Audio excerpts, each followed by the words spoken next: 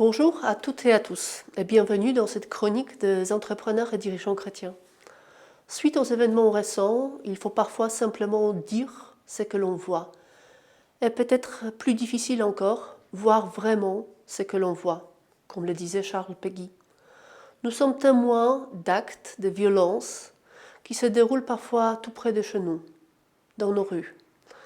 Mais à cette violence s'ajoute une autre, plus discrète, celle qui se déploie ensuite sur certains plateaux télévisés ou dans les débats médiatiques. Là, des experts commentent, classent, étiquetent. On met les personnes dans des cases. Et une fois une victime étiquetée, elle cesse presque d'exister comme personne humaine.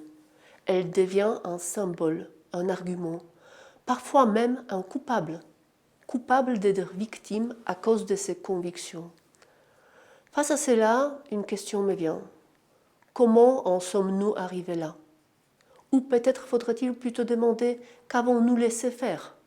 Quelle part d'inaction, de silence ou d'indifférence avons-nous accepté?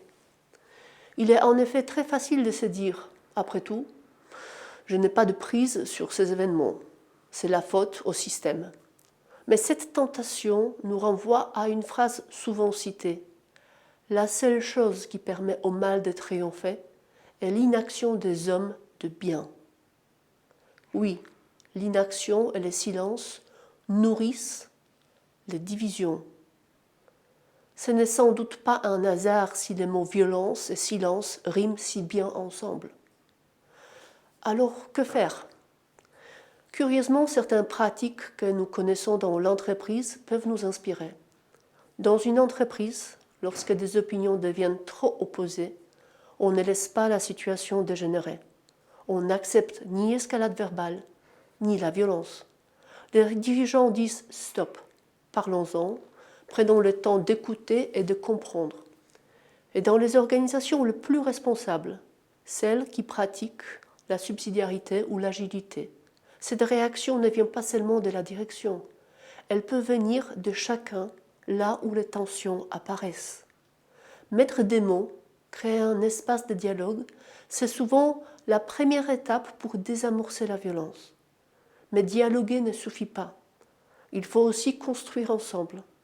Dans l'entreprise, la vision et la mission donnent un cap commun.